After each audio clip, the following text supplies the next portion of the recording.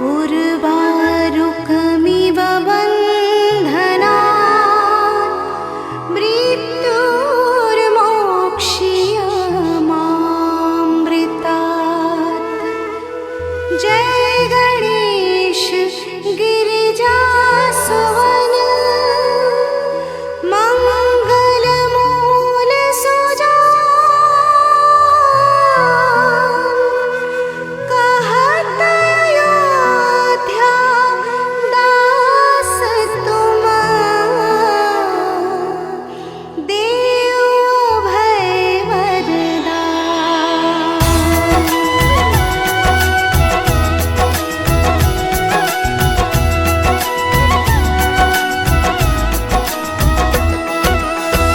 जय गिरिजापति दीन दयाला, सदा करत संतन प्रतिपाला। भाल चंद्रमा सोहत नीके, कानन कुंडल नाग फनीके।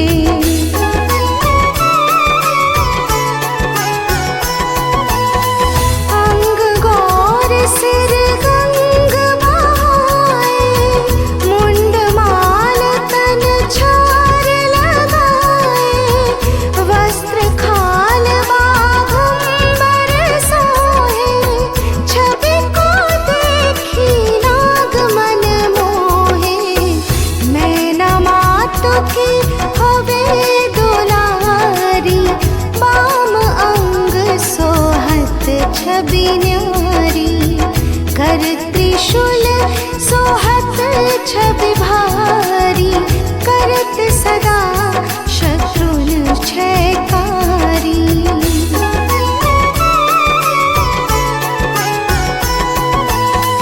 नंदी गणेश सोहे तह कैसे, सागर मध्य कमल है जैसे।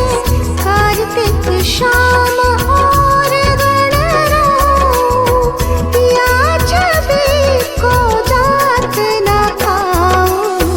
देवन जब ही जाए पुकारा, तब ही दुख प्रभु आप निवारा। किया उपद्रव तारक भारी, देवन सब मिले तुम ही जोहारी।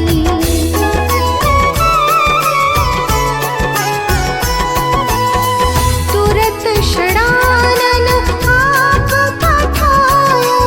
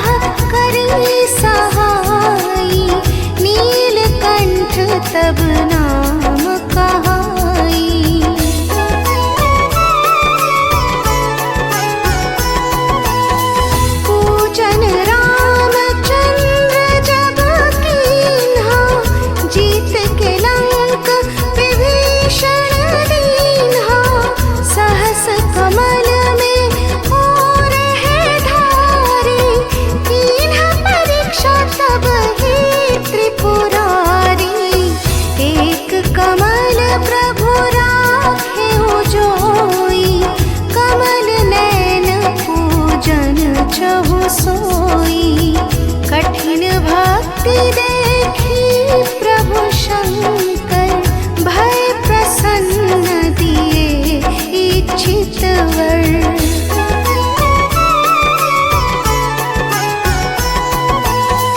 जय जय जय अनंत अविनाशी, करत कृपा सबके घटवासी। दुष्ट सकल नीति मोहि सतावै, भ्रमत रहो मोहि चैन न आवे। त्राहि त्राहि मैं नाथ पुकारो, यही अवसर मोहियान उबारो। ले त्रिशूल शत्रुन को मारो, संकट ते मोहियान उबारो।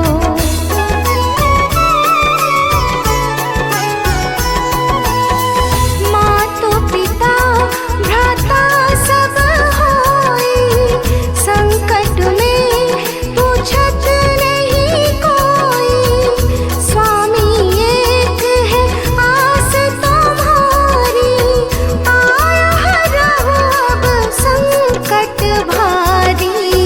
धन निर्धन को देत सदा ही, जो कोई जाछे वो फल पाही। स्तुति कही विधि करो तुम्हारी, क्षमा हो नाथ अब चूक हमारी।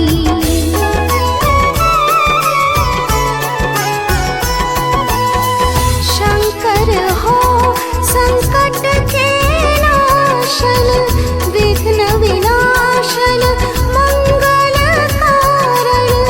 योगी अति मुनि ध्यान लगावै, नारद शारद शीश नवावै।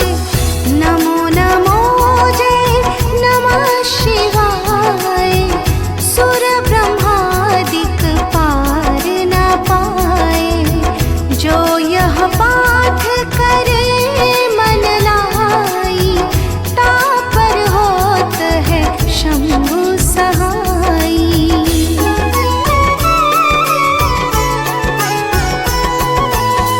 ऋणिया जो कोई हो अधिकारी, पाठ करे सो पावन हारी। पुत्रहीन कर इच्छा जोई, निश्चय शिव प्रसाद तेहि होई। पंडित त्रयोदशी को लावे, ध्यान पूर्वक होम करावे। त्रयोदशी व्रत करे हमेशा, तन नहीं ताके रहे कलेशा।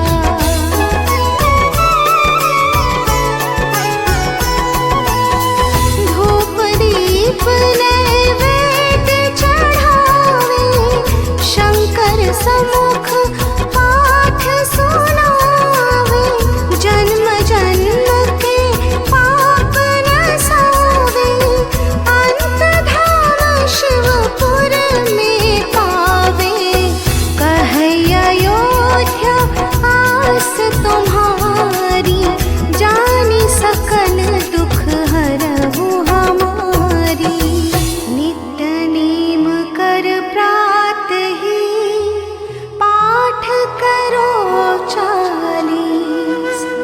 तुम मेरी मनोकामना, पूर्ण करो जगदीश। मग सरक्षति हे मंत्र तो, सौवत 64 जा।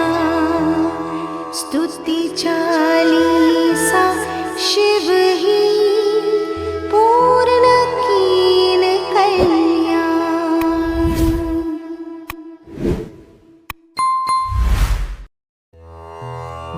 ॐ त्र्यंबकं यजामहे, सुगंधिं पुष्टिवर्धनम्।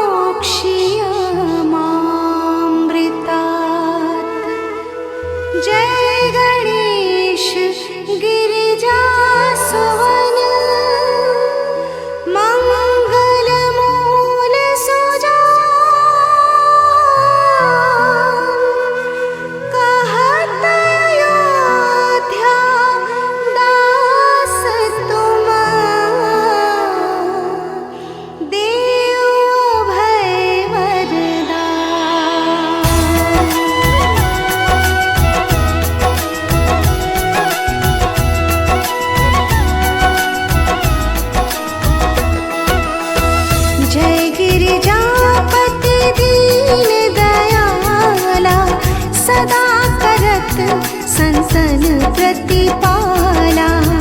भाल चंद्रमा सोहत नीके, कानन कुंडल नाग पनीके।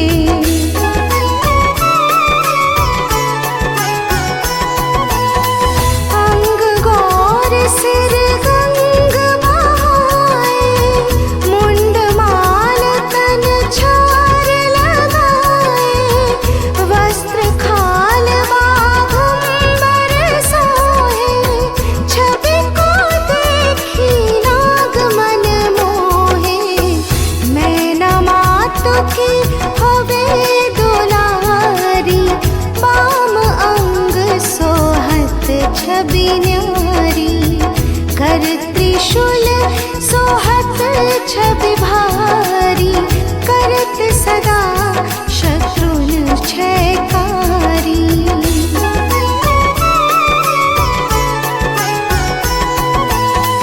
नंदी गणेश सोहे तह कैसे, सागर मध्य कमल है जैसे। कार्तिक श्याम और गणराऊ, या छवि को जात न खाऊं। देवन जब ही जाए पुकारा, तब ही दुख प्रभु आप निवारा। किया उपद्रव तारक भारी, देवन सब मिले तुम ही जुहारी।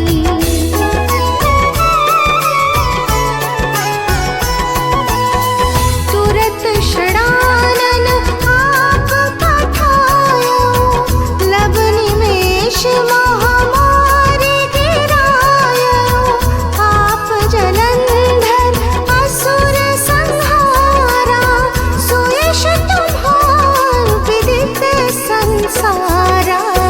त्रिपुरासुर सन योध मचाई, सब ही कृपा करी लीन बचाई।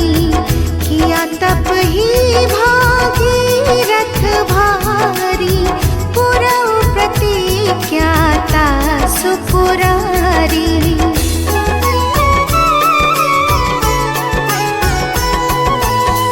दानिन मह तुम सम को नाही, सेवक स्तुति करत सदाई। वेद नाम महिमा तब गाई, अकथ नादि भेद नहीं पाई। प्रकटि उदधि मंथन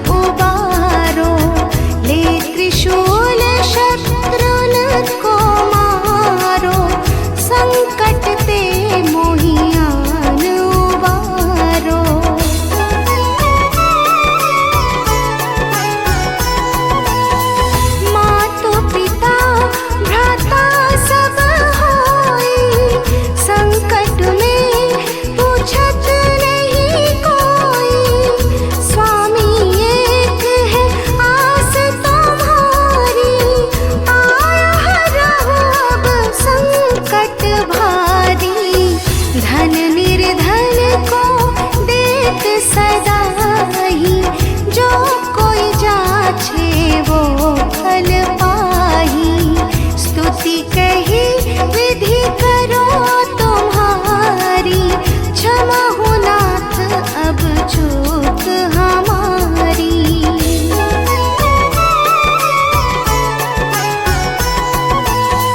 शंकर हो संकट के नाशन, विघ्न विनाशन मंगल कारण। योगी अति मुनि ध्यान लगावै, नारद शारद शीश नवावै। नमो नमो जय नमः शिवाय, सुर ब्रह्मादिक पार न पाए।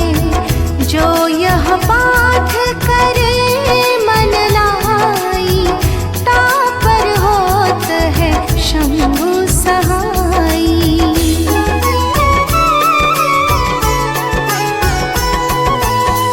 ऋणिया जो कोई हो अधिकारी, पाठ करे सो पावन हारी। पुत्रहीन कर इच्छा जोई, निश्चय शिव प्रसाद तेहि होई। पंडित त्रयोदशी को लावे, ध्यान पूर्वक होम करावे। त्रयोदशी व्रत करे हमेशा, तन नहीं ताके रहे कलेशा।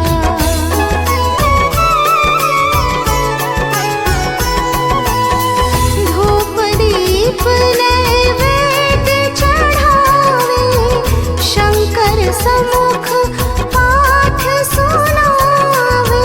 जन्म जन्म के पाप नसावे, अंत धाम शिवपुर में पावे। कहे अयोध्या आस तुम्हारी, जानी सकल दुख हरहु हमारी। नित्य नेम कर प्रातहि, पाठ करो 40। तुम मेरी मनोकामना, पूर्ण करो जगदीश। मग सर छति मंत्र तो, सौवत 64 जा। स्तुति 40 शिव ही, पूर्ण कीन कल्याण।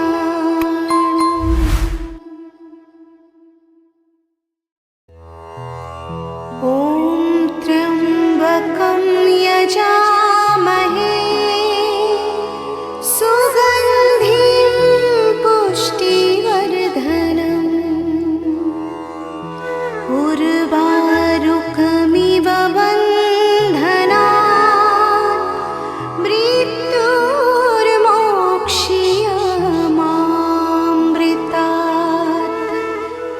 जय गणेश गिरिजासुवन, मंगलमूल सुजान। कहत अयोध्या दास तुम, देव भय वरदान।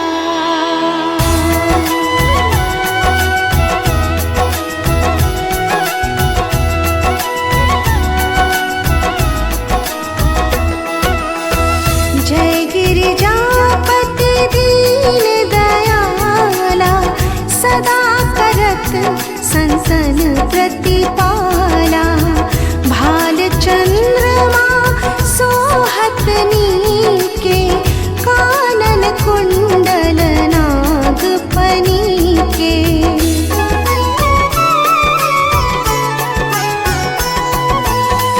अंग गौर सिर गंग बहाए, मुंड माल तन छार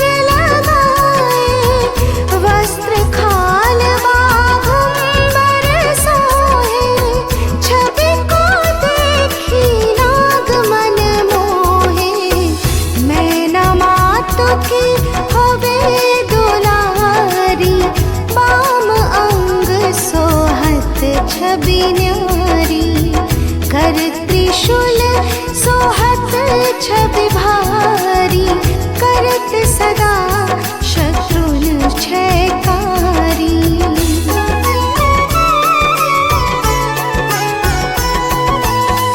नंदी गणेश सोहे तह कैसे, सागर मध्य कमल है जैसे।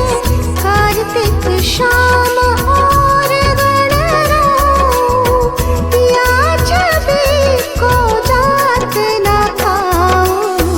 देवन जब ही जाए पुकारा, तब ही दुख प्रभु आप निवारा। किया उपद्रव तारक भारी, देवन सब मिले तुम ही जुहारी।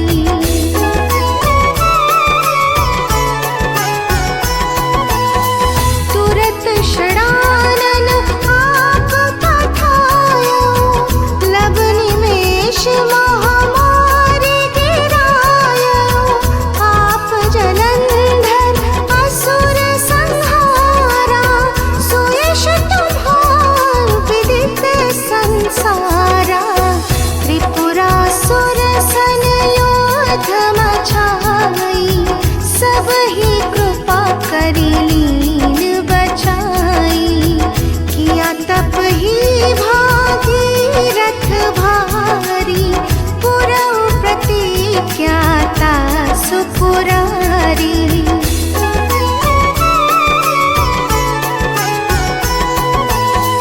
दानिन मह तुम सम को नाही, सेवक स्तुति करत सदाही। वेद नाम महिमा तब गाई, अकथ अनादि भेद नहीं पाई। प्रकटि उदधि मंथन